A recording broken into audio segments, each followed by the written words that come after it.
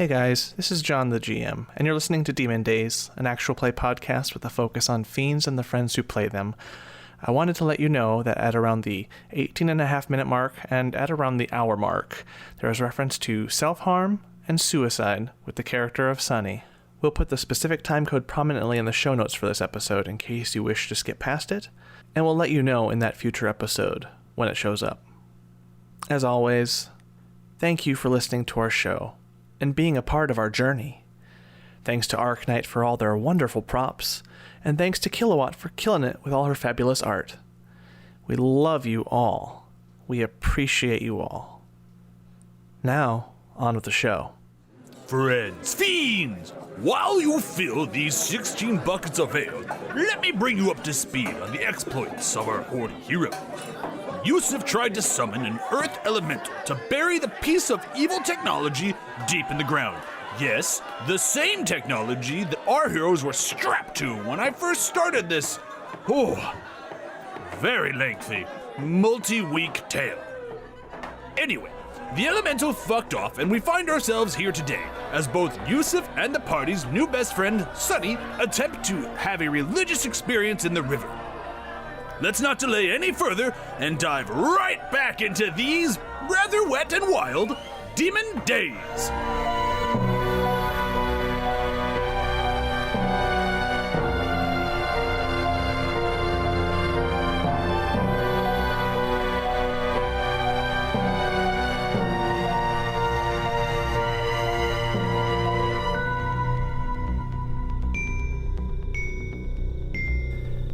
Yewsiff, you get no more than a few feet away from the cultist camp, and your friends in unison farewell, when Sunny grabs a hold of your hand.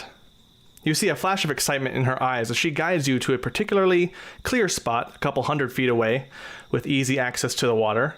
She does a quick perimeter around the area for any signs of creatures or enemies, and then starts to undress.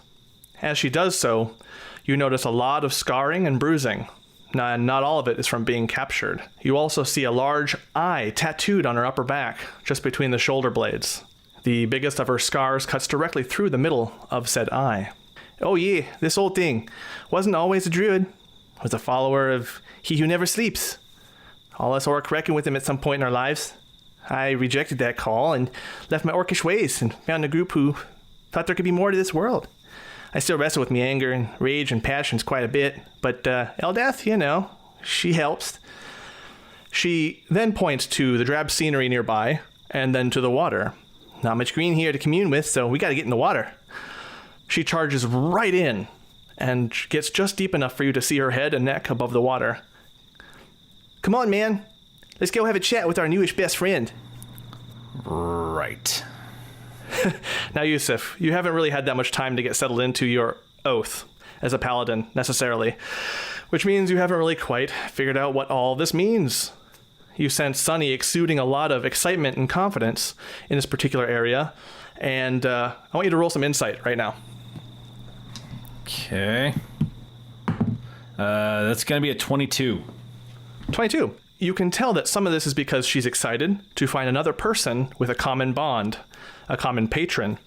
And some of this is her trying to be a good guide and not really being sure how. So there's inexperience involved with that. But yeah, she is in the water, waiting around, and waiting for whatever you choose to do next. The last time this happened, people thought I was drowning. Okay, well, I guess I'll take off my armor. I'll take off the breastplate and the rest of my clothes, and I'll wade in. You reach her area where she is in the water, and yeah, it's about up to your neck. So, communing with a deity of nature, and an ancient one at that, feels weird. Like standing up in the middle of a group and belting out your favorite song with no accompaniment. There's a moment that lasts seemingly forever, where you wonder if this isn't all just made up, and if you aren't making a complete ass of yourself. It's kind of like that as you and Sunny start to make contact with Eldath. Your mind starts to wonder if this wasn't all some kind of ruse of Sunny's to get some naughty swimming and snogging in.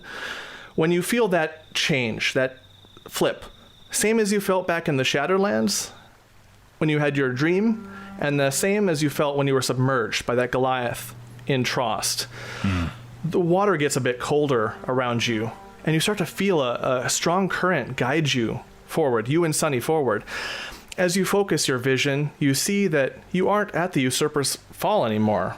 You kind of blink and, wait, this isn't where we were. But rather, you're being guided down a vibrant blue river, passing by shores of colors you've never seen before.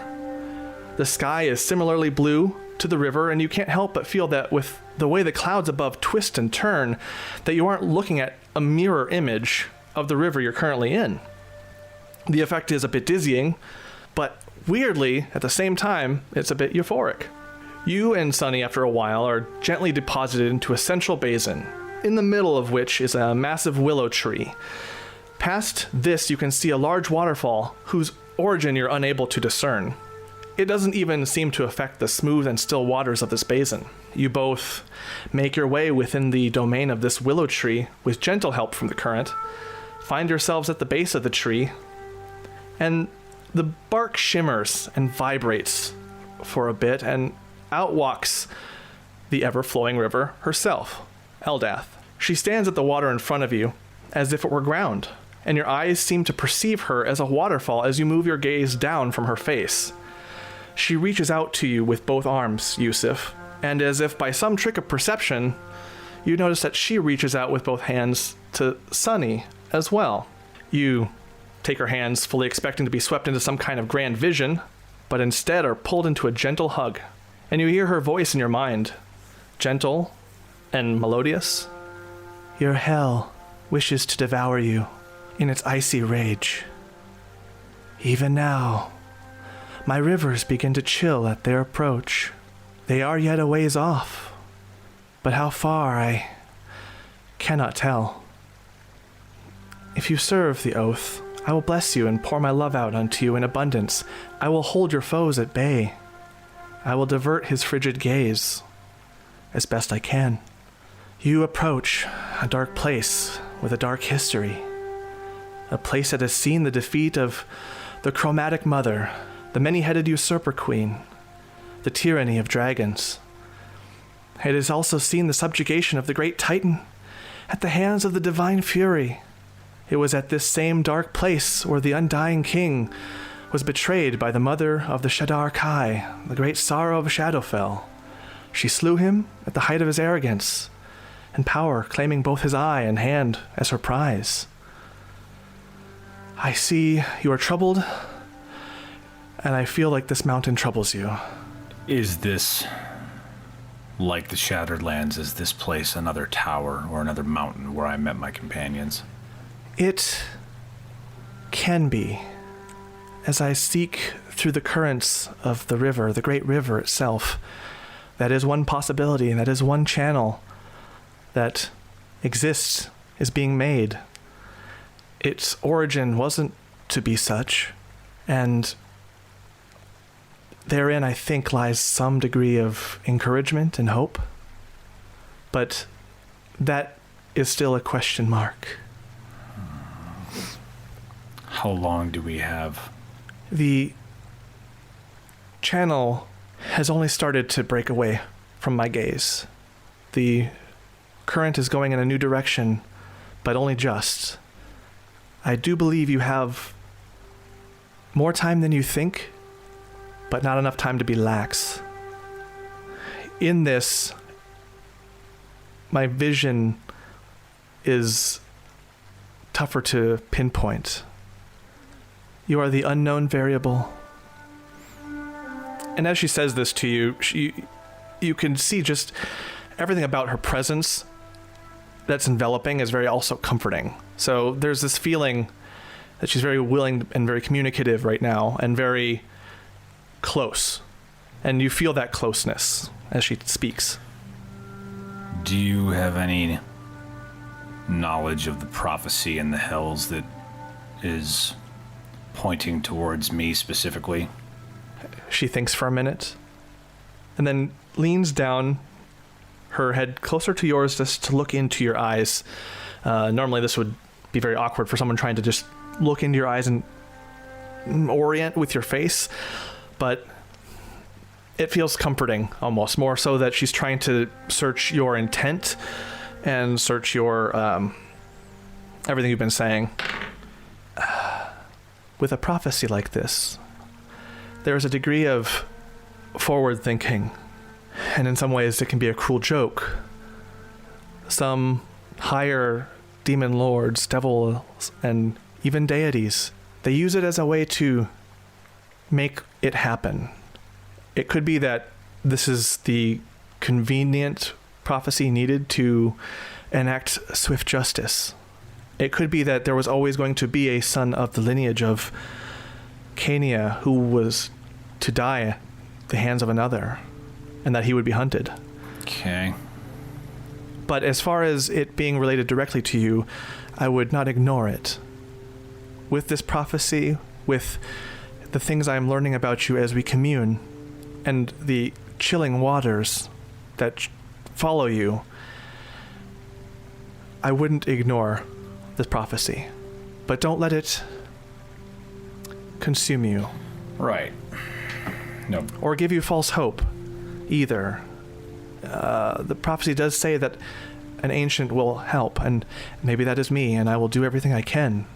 You've communed with me, and you've taken the oath, and that can never change how I feel about you now. I believe in you, and I will help you as best as I can. Having your voice in my head is much better than the one that was there before, so I'm thankful for your gifts.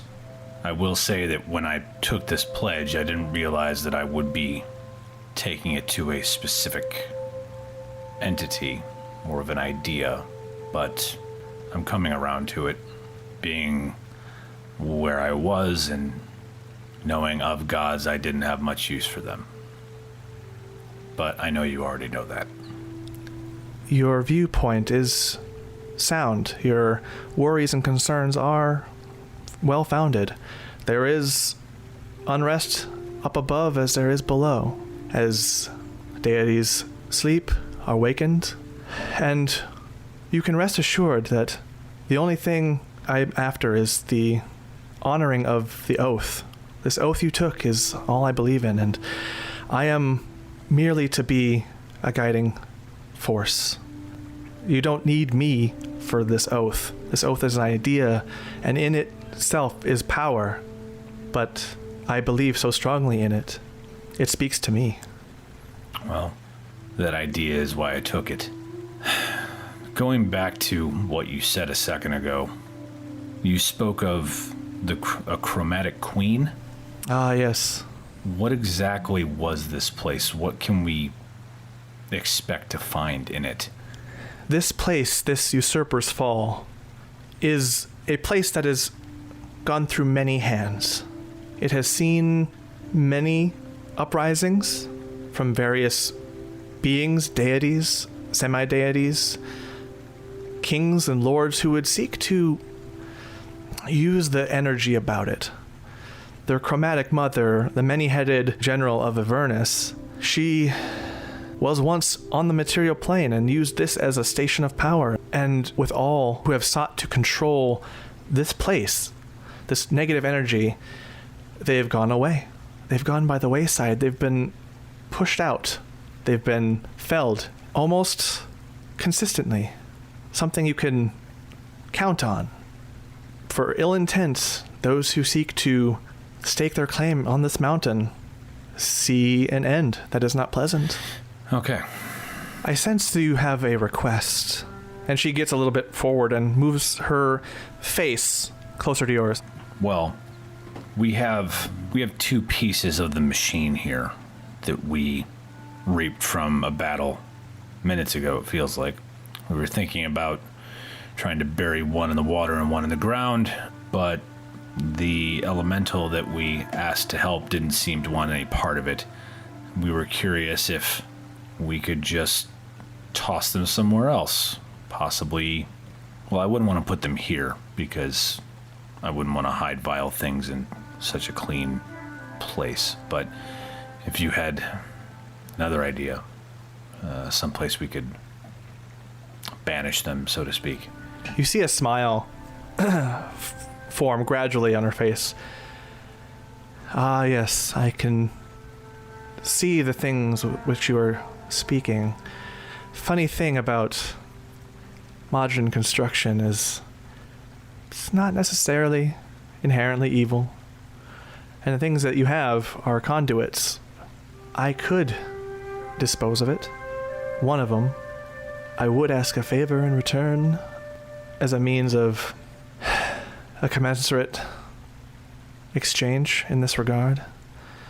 Nothing like giving your soul to me, mind you, but a favor. I would be happy to carry out a favor anyway. I will take one of the pieces from you and hide it within the depths of this basin, unreachable by anyone. If you would but plant a flowing willow seed in the outstretched hand of the great Titan, which is now dormant, deep within the darkest depths of this very mountain you're at. And she lifts her hand up from her embrace of you, and you see this seed appear, kind of like surface to her hand, as if it were surfacing on a body of water. And it's just a simple green seed. It will take when you plant it. And this will give, well, the hope is that it will maybe corrupt the corrupted and turn it to nature, to something more ancient. Maybe break this curse. This time Yewsiff smiles a little bit. It's like, you don't say. You mentioned the Titan before. Who is, or what was the Titan?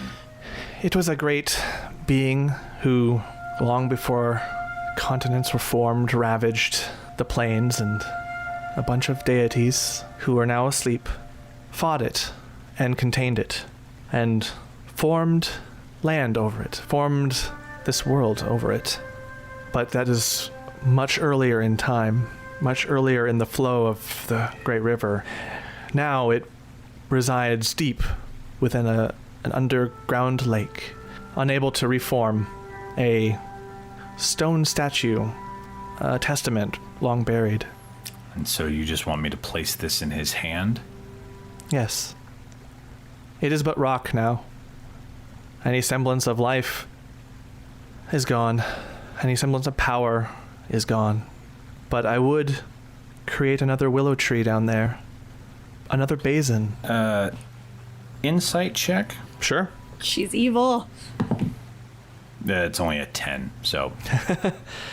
From what you can tell, just based off of what she's saying and her presence, she seems on the up and up. All right.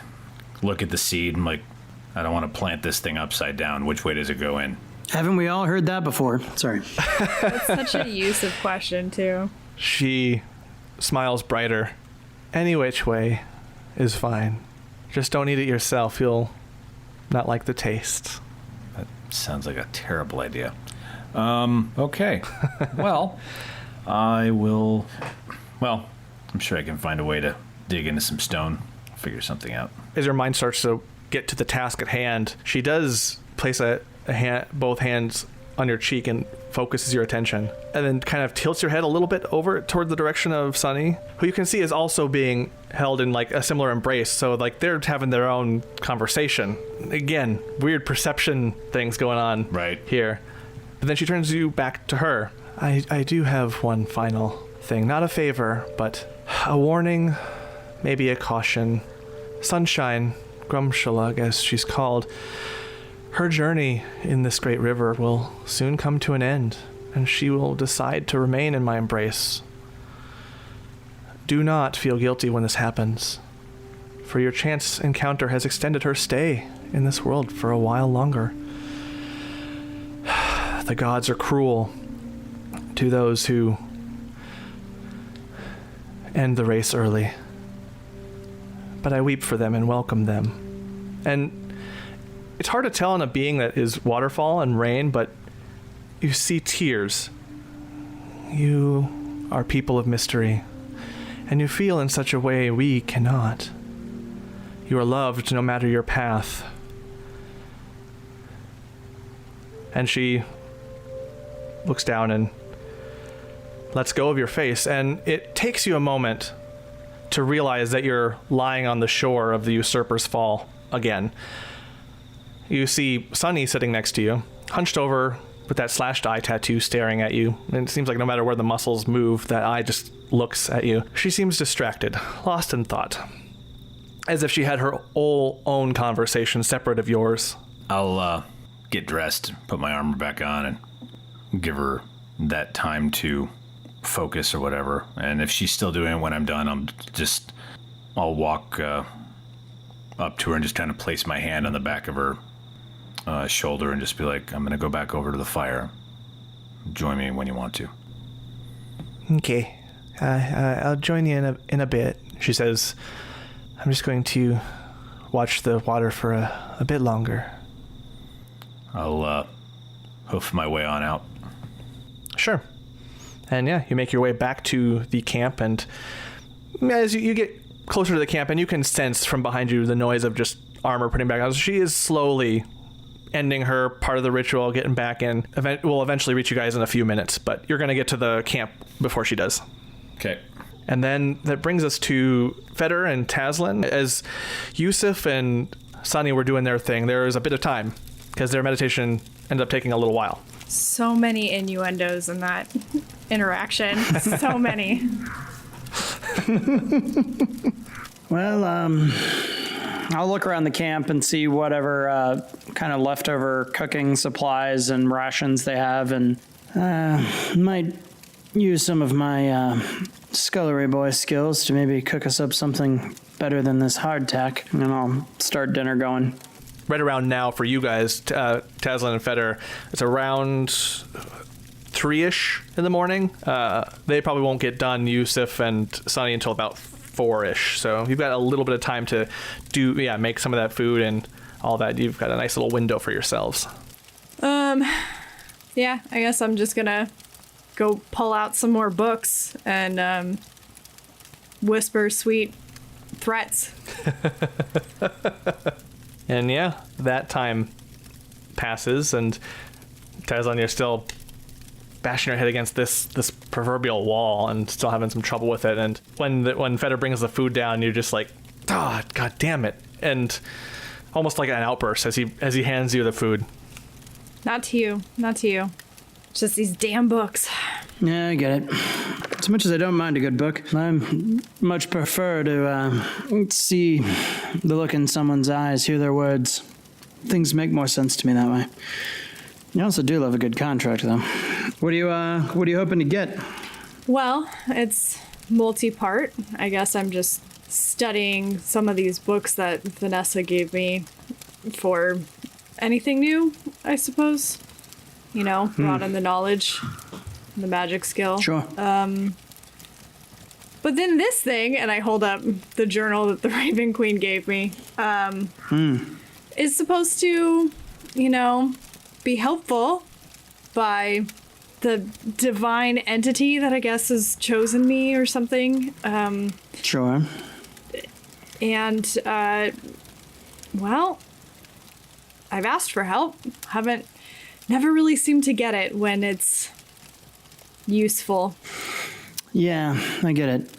Do you mind? I found that weird pinup in Yewsiff's book. Do you mind if I just flip through it and see if there's any dumb trickery going on here? Pin up.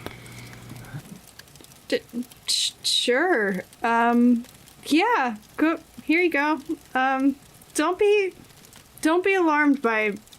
Let's just. Here you go. Don't be alarmed by what? If it's gonna shoot acid in my face, I feel like it's a common courtesy that you could just say, "Don't be alarmed by the blade that shoots out," or No, it's as much as it was given to me by her, and it's a spell book of sorts. I also kind of use it to write down some musings and things. There's stuff about you, so yeah. Hey, look. All good. I'm honestly, to be perfectly clear, and I respect, your ability to have the thoughts of your own. I'm legitimately just going to look for things in here that may not have immediately presented themselves. It's just a quick once over. I'm not gonna read your diary. And so yeah, I'd like to just do an eye for detail check. Yeah, sure. On it, John. Same thing as I did last time to see if there's just, something hidden in the business. Woohoo! Not bad. 24 to look for anything hidden within the book. 24. No, there's nothing else, unfortunately, for such a good roll. You found the bulk of it before. Alrighty. Yeah, I don't know. Sounds like your god's just being a bastard, which from time to time they like to do. Yeah. Yep, she likes to be infuriating. I'm really hoping to find like a dirty picture if you like bend the pages. That's kind of my favorite thing. But nope, no such luck. Sorry I couldn't be of more help. No, that's okay. I mean, I can start drawing dirty pictures. That'd be entertaining. Never hurts. Maybe with some more interesting dialogue than what that weird little gnome put on his. You know what I mean? Oh boy. I'll see what I can do. Fantastic. John, when I come back to the camp, are both the plates still there? Yes. Then I would probably walk one out to the water and just hold on to it and wait for something to take it away. Okay. Yewsiff, what are we doing? Just How was your time with your god? It was fine. I'm just gonna go hold this in the water. Be right back.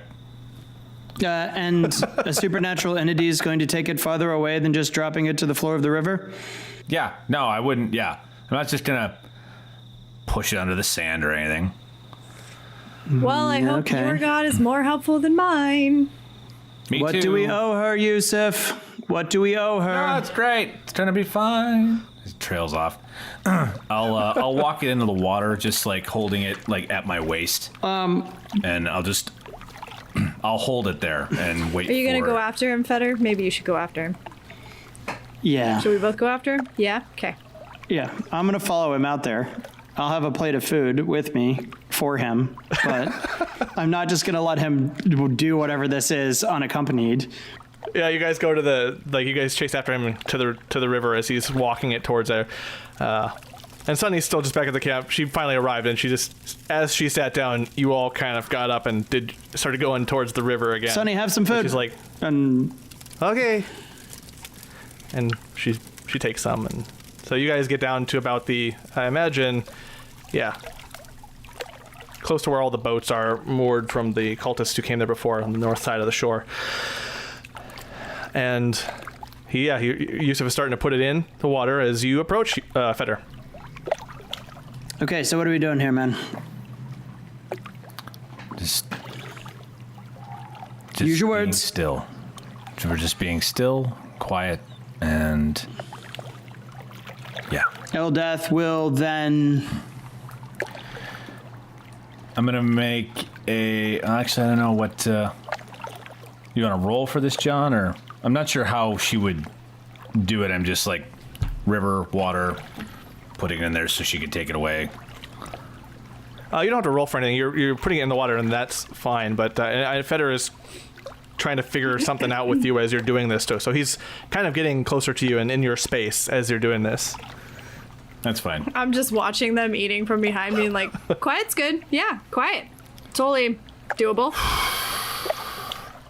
And I'll start to focus, and I'm gonna imagine like the water, like the weight, like the tide or the waves that would normally just kind of be slowly coming up the shore, like Yeah. putting my hooves in the sand, so to speak, and just letting the current come at me and then away from me. And I'm waiting for one of the ones that go away from me to just take it. Okay. Now, as you're doing that, and since you're doing that, and Fetter's been trying to interact with you while you're doing this, Fetter, are you going to try and stop him as he's doing this? He seems to be focusing and really locked in on this action of putting it in the water. Surprisingly, not giving you a response. Mm-hmm. Right. Good. Fine. Whatever. And I'll just step out of the water and just keep focused on him. Okay. And I'm just watching this whole thing go down. Okay. Yewsiff, you get into that rhythm, the tie it out, tie it in thing that you were explaining to me just now, and even thinking about moments ago as you were communing with Eldath, to that same feeling. You were kind of getting back into that zone again. And before you know it, there's a gentle tug from your hands at the plate. And first you think it's just maybe the water just shifting or moving, but this one is like a little bit more firm of a pull. And this is your opportunity. Yeah, I'll open my eyes and look down and just watch it go away. And it proceeds to fall, sink into the water, but then start to dissipate. Not like fall to pieces, but almost in a weird MCU snap finger sort of thing. Just sort of start to particle out into the water and swirl. Dust in the wind, but dust in the water. Yeah. I want to, John, try to just keep my eye on the slab and just see how well I can see whatever's going on down there. Let's see, Feder, you're about what, 5 feet away, or did you move further away? No, I just want to get out of the water. I would have maybe hopped up on one of those boats and just peered over the side. Sure. Yeah, you see the slab go in, and you see the same thing, that it start to dissipate, and for maybe the faintest of seconds, and this is because you have a kind of a laser sharp perception at this time, you almost feel like, it almost looks like there's something there receiving it, like a form. Mm-hmm. You get a brief, the faintest hint of a form in like the movement of the water, and then it's gone, and so is the slab. Like not even you feel around on the ground where you're at, sort of thing. It just doesn't exist anymore. And yeah, Feder, then you see Yewsiff come out of his thing, whatever this thing is.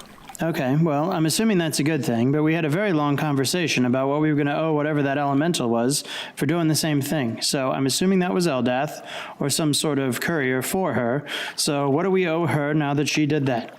In place of the tablet, I hold up the seed. I'm like, just got to plant this downstairs. That's all. At the bottom of Yewsiff's Fall?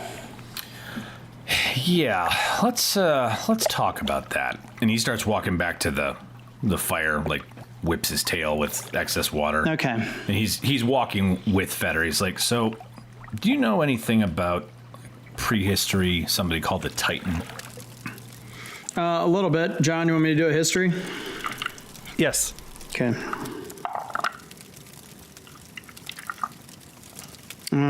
Dirty 20. Dirty 20, okay.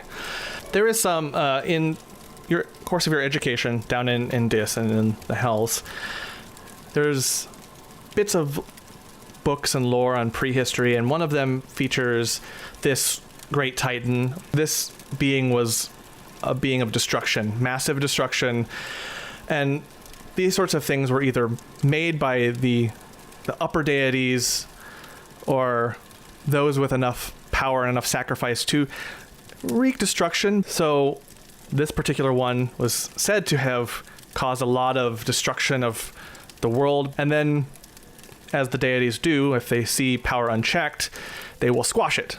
And roughly about the southern end of the planet, if you will, or this part of the plane, they finally squashed it at a great cost. A few deities that worked together ended up spending time in a aeon of slumber, and some may still even be in that slumber. That part's fuzzy, because the devils don't care nearly as much about that. Sure. Other than enough information to be able to sow discord and doubt in the people of the material plane, their mind. Especially in this age that you all live in, there is a sense of unrest at some of the upper deities that may have once been worshipped before. The only exception being the Divine Fury you may have read about, who's still just doing his thing. Right. Still kind of paving his path through upper godhood. But a lot of them are out for the count because of this encounter with the Titan. And the language you would have read this under would be a lot more written as if it were like the Silmarillion. That sort of like very dense, impenetrable text, right, with very fantastical elements to it. Sure. So you're pulling a lot of pieces of facts out of storytelling. All right. I will have I'll lay that all out for him. I'm not trying to hide it from Taz if she's coming back with us.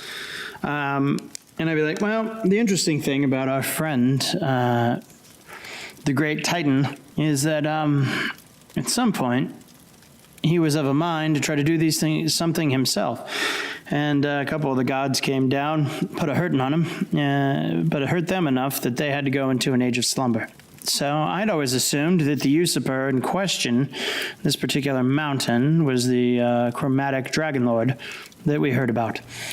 Yeah, the chromatic queen, I heard her called. Yeah.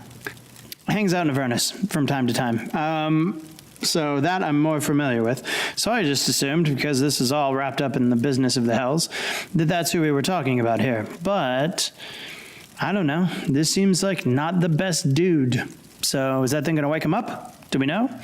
Well, I'm not sure. Her plan is to corrupt the corrupted, I guess? Sure. That's comforting. This will have bought us a little bit of time, but maybe that will perhaps unfuck the mountain to the point where we can not worry about whenever this is supposed to go down. Yeah, I think that's kind of the plan, or at least that's her hope. So. Well, that's good. I mean, no, not to doubt your deity in any way, shape, or form, but Taz, you want to take a look at his magic nut? Sure, I'm always fond of looking at nuts. Ta-da! Speaking of which, eat your dinner. I know it's fucking late, but... Oh, lovely. Yeah, you guys get back to the camp and you see Sunny just digging into her plate and just like, fucking good, mate. Yeah, and making a lot out of little, you know what I mean? Life in the high seas, or the crusty-ass mountain desert bullshit. So, Yewsiff... Better than good berries. Better than good berries. Do we know which way we're going for this guy? Still down the center? Left egress point, right egress point? I mean, let's assume that, Sunny, how do you feel about turning into a big rock monster and bearing this plate in the morning? Or early afternoon at this point. She brightens at your suggestion. Oh yes, yeah, that was part of my thing over there in the water. I was given a bit of a loan, if you would, on my abilities, because I'm a little too weak to turn into an elemental myself. Mm-hmm. But I was given the ability temporarily to do that. At a cost. I've got my own. It's me own. I'm sorry if you were into sharing things I don't really wish to. She kind of flicks her eye towards Yewsiff's direction. I can do it.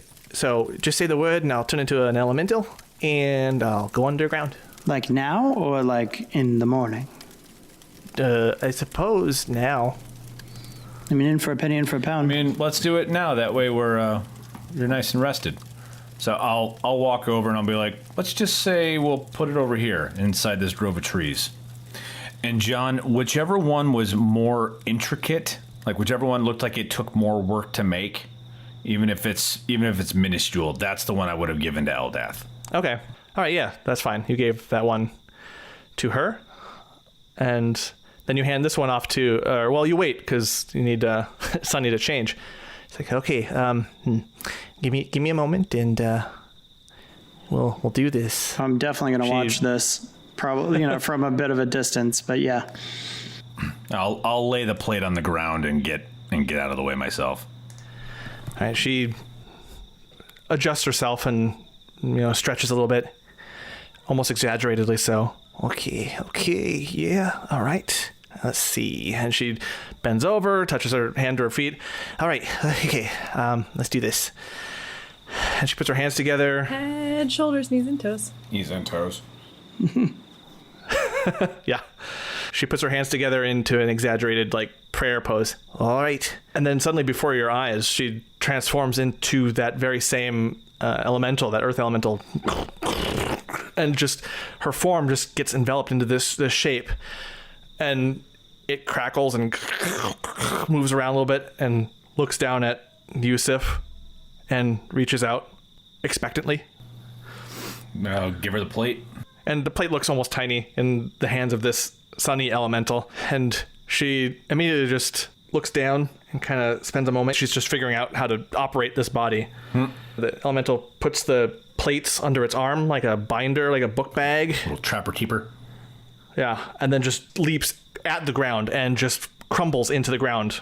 The rocks get into the dirt and sift in and shift down and pull everything in. And so the slab goes with. And all this time the ground is shaking just ever so slightly as you feel her digging and digging down and digging down. And the shaking stops after about a minute. And for now, there's nothing. Well, that looked like it did something, so it's at least going to be hard to get. Yep. That is the plan. You start to feel the shaking again, just gradually at first. And it starts to increase in intensity.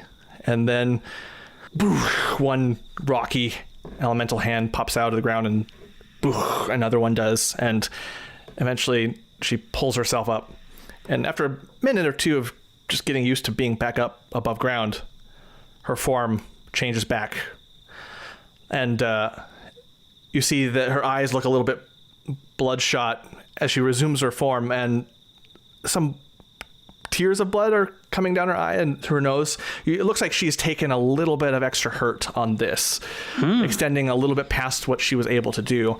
And she falls to her knees and coughs. Oh, fuck. Oh, boy. Somebody got a thing? A help? A heal? Heal? I'll go over to her and throw some healing her way. Sure. And she gladly receives it, and you see some of that revitalization return, and the blood stops coming down, but it dries a bit. And yeah, I'll throw the last 10 points that I have into her. Okay. And that's enough. It didn't take a lot, but it did get a good, like, oh, man. It felt like I was slapping my face against the rocks.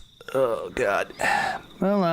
Well done, Sunny. I appreciate you've done a great deed here this morning, whatever time it is. Yeah, and I think with that note, I'm going to go sleep because holy balls, that really hurt. And she wobbles and excuses herself from you and starts to head over, and she makes it to she passes Taslan and makes over to one of the carts and just hops in and just slumps down onto it. And there we go. All right. Well, I don't know. Let's take a powder, yeah? I'll take first watch, I suppose, since I don't have to commune or revitalize myself in any sort of preternatural way and keep eyes on things.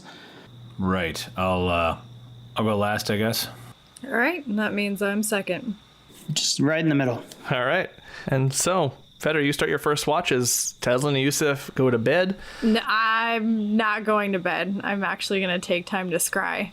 Oh, okay.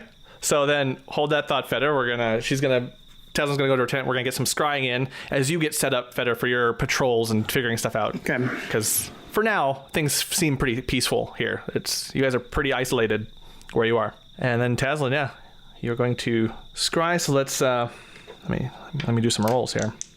All right, let's start with Cheshire, Daddy Dearest. Your vision, the view on the crystal ball swirls as before, as always, consistently, and you see Cheshire sleepily walking into a dining room, and sitting cross-legged on one of the tables is a very familiar drow.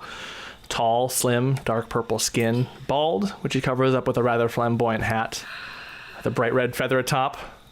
The hat is at his side, and you see the swashbuckler carnival chic in his outfit. Even this late at night, he's still rolling that, with purples, greens, and yellows to confuse the eyes. Aggravating but funny at the same time. He strums on a harp and has a cigar in his mouth that's just off to the side. Very old school Hollywood tycoon-like, but it's a very attractive grin. How is dear interloper today? Could be better, Cheshire says.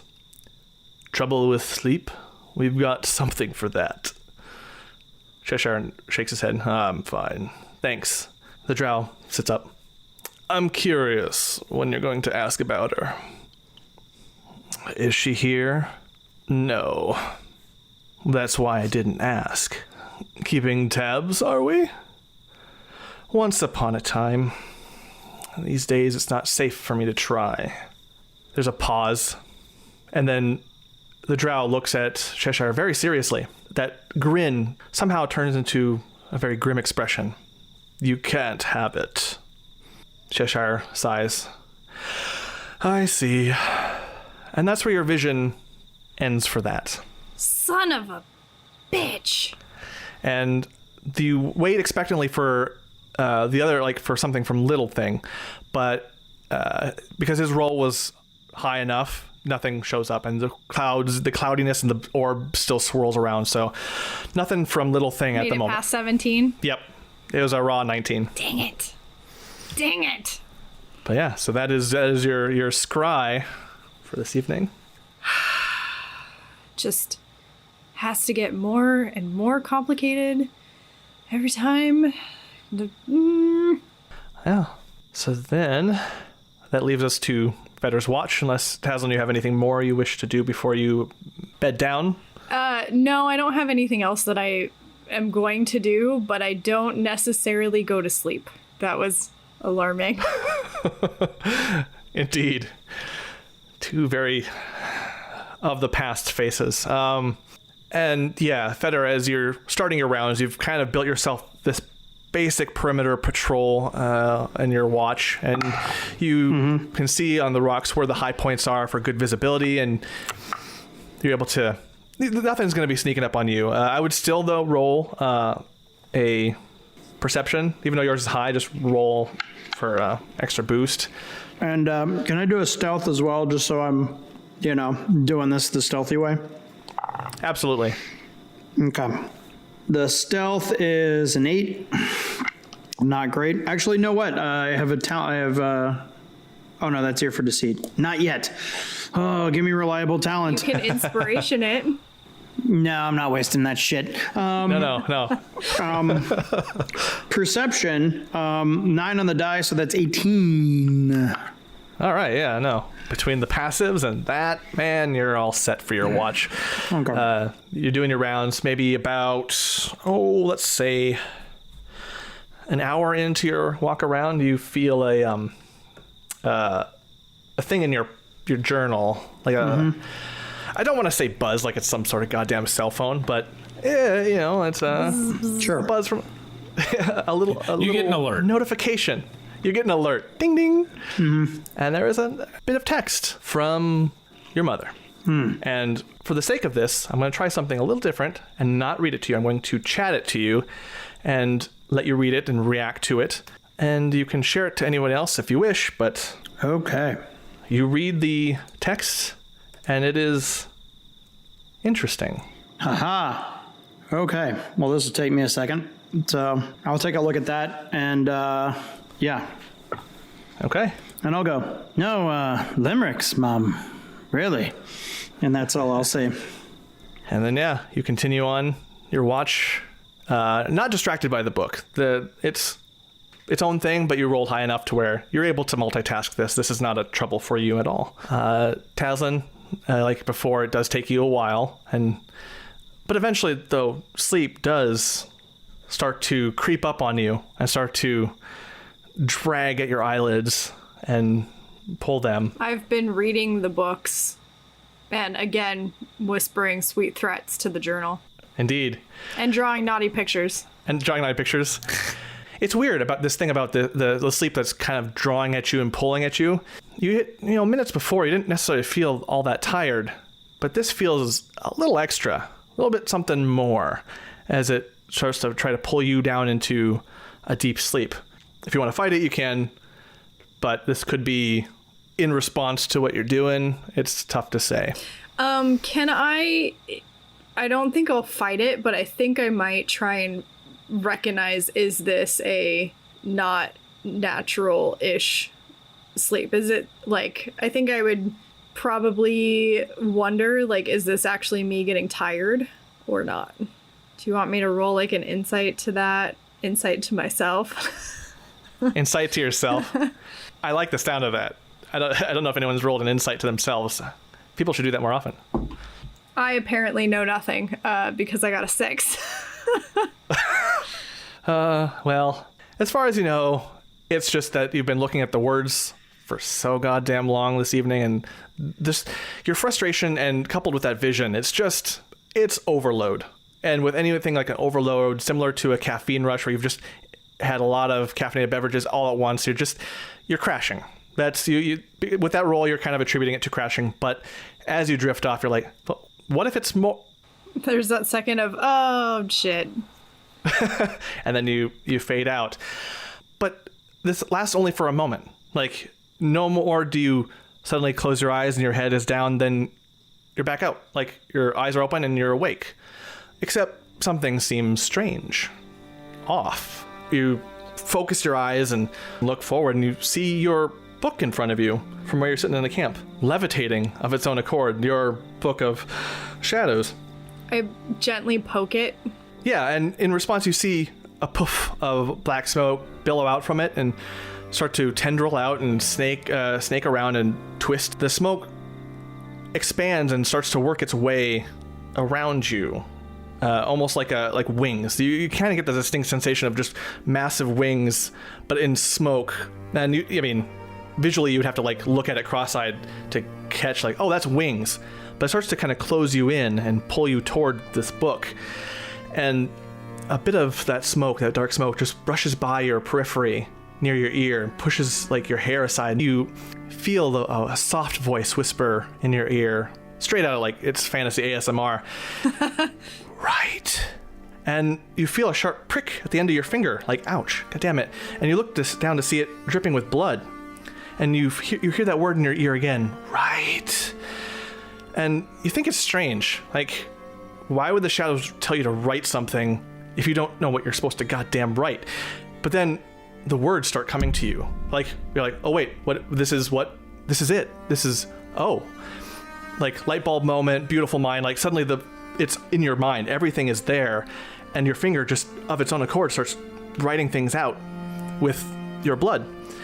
And as soon as you put the finger to the page for the last time, the last moment, everything explodes into shadow and darkness, and you get a gust of pure adrenaline and ecstasy that surges through you, and you wake up all of a sudden. It's still night, as if no time has passed. And the first thing you notice from that is a sharp pain at your finger, and you look and you see that your hand is on your book of shadows, just on it, and the once empty pages have been filled with text. And a raven is picking at your finger that you use in your vision, just nipping at it, biting at it, and tearing some of the flesh away. And he notices you, and flies away, dissolving into a puff of smoke. And then in your other ear, you hear a whisper that's a bit more aggressive, just right there. You will find me where I slew the whispered one, atop the hand of a titan, and a foul tressym can guide you to my fortress of sorrows, where clarity awaits. And to be cliche, you wake up for real this time. You see the next person coming to you, Feder, for your watch. I wake up and attempt to summon my raven so I can strangle him. It wasn't your raven, it was just a raven. The raven appears and it's huh? And you bat at it and it squawks away fuck. Feder walks in on me having... Choking your chicken? Caca. Nice. I mean, really? Yeah, okay, well, whatever it takes to get you through the morning, I suppose. Well, it's complicated, okay? Sure, it's a tiefling of your age. It's perfectly natural to have urges that you, sorry. I'm too tired to keep going with that bit. Anyway, Hey, Yewsiff has a helpful god. I do not. I have a non-helpful god. Non-helpful in which way? Not saying anything or stupid riddles, because those seem to be the two most prevalent forms of divine stupidity. All of the above, and then some. Fantastic. like not even not saying anything in stupid riddles, but then showing up and disappearing in things. I let my raven go. If it makes you feel any better, my mom sent me a limerick with some dirty bits about my dad. So I'm going to take that to bed with me. Didn't really see much, but keep your eyes open. Will do. I get the whole, dirty bits about parents and stuff. Look, it's perfectly natural. I'm glad they have a very lusty relationship. It's just, you know what I mean? Like, there's certain boundaries. I don't know. Whatever. It's fine. Well, hope I'm like packing the books into to my bag of holding, clearing out the space and being like, hope you get some rest. Yeah, I think I'm about ready for it. Fuck. It's a weird day. Would, as I'm leaving, I kind of like stop for a second. I look back and I'm like, this might sound odd, but would it be out of place if I joined you when my watch was over? No, that sounds divine and in the properly useful way. Okay. I was a little worried when I like walk out. Okay. And yeah, Tazlin, you begin your watch, and it is nowhere near as exciting as the dream within a dream that you experienced and the raven's bullshit.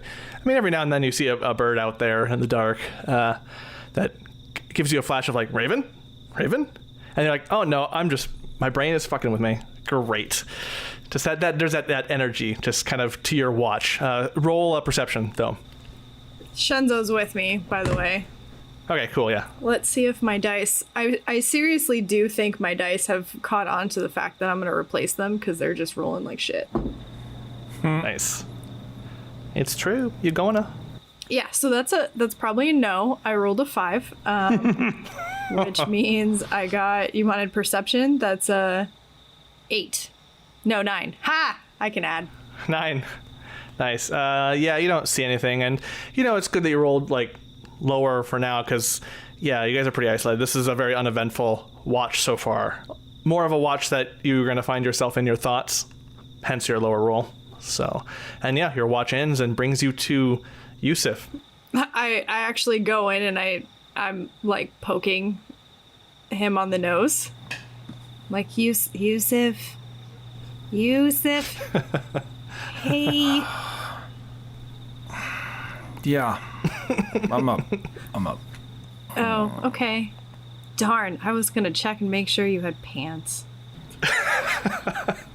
He stands up, puts his pants on, puts down, says, pants. And he grabs his sword and armor and walks out of the tent. I give him a nice once over and I'm like, The angle of the dangle. The weird thing is it's got a hoof too, which is kind of off-putting. I mean, they don't call it a tripod for nothing, And yeah, Yewsiff, you begin your watch as Tazlin goes over and joins Feder. And do a perception for the night there, Yewsiff. Yeah. 3. Oh, it's a good thing nothing's been planned. No. we're just on a roll today. Yeah. Of all the nights to have a low perception while you're patrolling, this is a very good night for it. Because you're still in thought about your meditation and your communing with the ever-flowing river. Yeah, all the things. Just all the things. All the things. And at some point during your patrol, even though you have rolled a pretty low, you do see Sunny get up eventually and just make her way to the camp fire that's on low embers at this point, running out. Wasn't very stoked to begin with. You guys did about the minimum. And she's just staring at the flame and kind of off in her own world. And while she's out there, she'll help you out with perception. Wow, god damn it. Same number as you did. Sweet. I'll probably climb down and sit down by the fire with her, or at least stand next to it. So what, did you get any specific charge yourself? She stares at the fire for a while. It's kind of weird, but she asked me to live. It's a weird request. Could be that, and she points to some scarring around her neck. Could be because of that. Could be the coal, the back, the coal of my kind. Not all deities or gods, anything like that. Not all good. But I don't believe they define us. The ideals make us. But there's a lot of pain in my life. She pauses. And I'm dealing with it. And I think that was the request. I don't know. I may need time. And she just starts to stare at the last little bits of ember of the fire as it goes out. Thank you for going there with me. I know we all don't know. It was good to have a partner in this. She looks at you finally. It's when you're alone for a while, it can seem like that maybe you're seeing things that I don't know. It's good you're here. So thanks for that. I don't mean about the rescue and stuff. Thanks for that too. Now she's walling herself a bit now. It's being low isn't a good place to be. So I get it. What was your low, if I may ask? I know I didn't share much, but well, it was the way I was raised. And long story short, I looked for a way out too. I didn't choose that one, but luckily the one that I chose seemed healthy and worked, and here I am. And here you are. There's no judgment on how we got here. We're just here now. So yeah, I can see that. That makes sense. No, it's I wrestle with strong feelings, it's I've been told by people in books and education and scholars and things that my passion, my anger, my feeling is because I have tusk, but I don't believe it, and Eldath has told me the same. And I don't know. I have a lot to work through, apparently, and frankly, I'm fucking glad that I'm not working through it alone right now. Me too. If I may, I'm gonna do a quick walk around, but you should take my spot, and I'll get up from leaning next to Gallahan and just kind of let her lay against him. It's he's warm. Just trying to thump him on the forehead and walk away. All right, and she does, and you hear ooh, and pretty quickly, surprisingly, despite being all in her mind and in her head with stuff, pretty quickly, boom, she's out. And maybe about a few minutes into your walkabout, you hear a, and then your watch pretty much ends. Okay, I'll tell Gallahan, just try not to wake her. In an affirmation, you hear. And yeah, the new day begins. Sometimes listening can make all the difference, and sometimes just being there can change the course of history. Our stories are still being written, and like the river, flow ever forward. Unless you're some kind of rebellious river that runs backwards or some shit.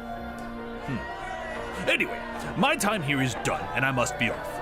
Stop by next time, and I'll continue our exciting dive into these demon days.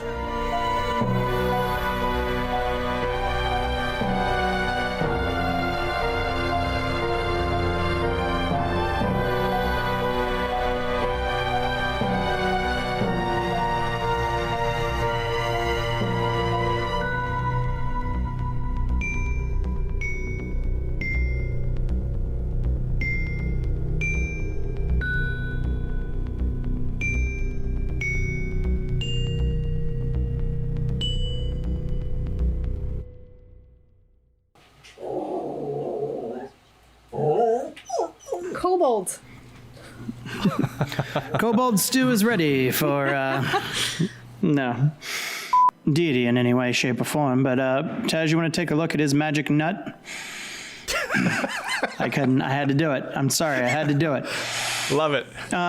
Feder, first time ever in the podcast. Give yourself... Seed. Thank you. Hold on. First time ever, Feder. Take inspiration. Yes! Take inspiration. Fantastic. I will use that for something fun later. After all the puns, that's... I'll take it. You know what? I'll take it. I should have seen that one coming. That's the problem, is I should have seen the nut one coming. Like... It's because it wasn't from me. It was from Johnny. Johnny got in there with the sneak. Just to be sure. You know what I mean? Just to be sure. Yeah, no, Sure, totally. I'm always fond at looking at... Let me say that again. Sure, I'm always fond of looking at nuts. Is that from you, babe? No, that apparently was a movie intro passing by outside. I don't know what the fuck that was. Fantastic. You hear the music swell. Yeah, seriously, it was like a Marvel movie vamp that just rolled by. I'm like, the fuck? You've heard of drive-in. This is a drive-by. Yeah, or drive away. Yeah. Yeah. The fuck, Billy. Short movies.